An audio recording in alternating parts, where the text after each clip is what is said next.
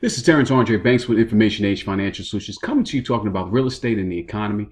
And came across this great article from Market Watch. Think of selling your home. Do it before 2020, economists say. Title took my attention, especially because I believe in real estate and real estate investor, and numbers just don't make any sense, even for people purchasing their first home. It's just ridiculous. But when you see articles like this, it just shows that brings things back into sanity, showing that we're going to have a correction, and if you're not prepared for it, we're seeing in the everything bubble, especially with real estate, you need to be taken care of. So if you have a home that you're looking to sell, this is an article that you really need to pay attention to. So let's dive right in. A panel of economic and housing experts sees a dip in house prices on the horizon. It has to be, because these numbers are ridiculous.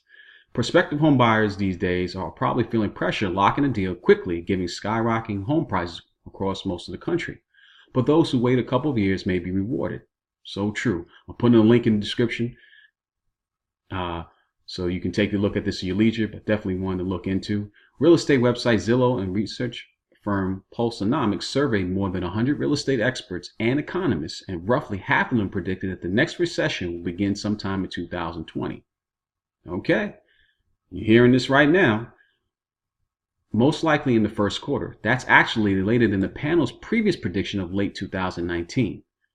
This prediction dovetails with a survey economists carried out by the Wall Street Journal earlier this month. The economic growth that started in 2009 and is the second longest in U.S. history will likely end in 2020, they said. I don't think it's going to make it that long, but I'm expecting something to happen definitely this year. But, I've been wrong before. I'm not an economist in this case. I just study the economy and just looking at the signs and looking at real numbers and dealing with real people. The current economic expansion is getting long in the tooth by historical standards, and the more late cycle signs are emerging. According to Scott Anderson, chief economist at Bank of the West and one of the economists predicting 2020's recession. Some 59% of private sector economists in the journal survey forecast a 2020 recession. The housing crisis is mostly behind us. Here's how we should manage the next one. While the housing bubble prompted the last recession, experts generally agreed that real estate won't play a major role in the next one. I'm laughing here. Indeed, the Zillow survey's respondents estimate that home values will increase another 5.5% in 2018 to a median value of $220,800. Housing affordability is a critical issue in nearly every market across the country.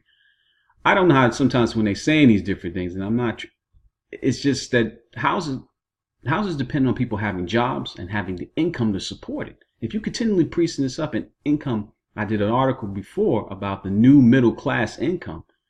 I don't know how these numbers could contain itself. And when you had, if you had any real estate meetings or anything like that dealing with houses as a whole, if you're coming as an investor, the numbers are just ridiculously high.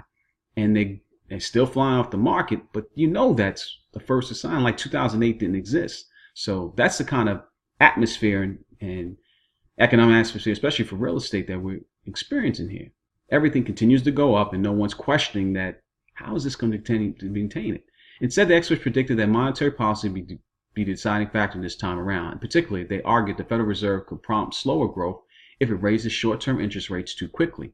Other concerns the housing experts and economists raised included trade policy, a stock market correction, and an unexpected spike in inflation. Meanwhile, concerns surrounding the geopolitical crisis, which were at the top of their list last year, have subsided. Even though the housing market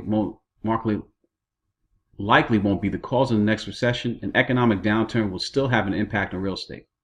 Yeah.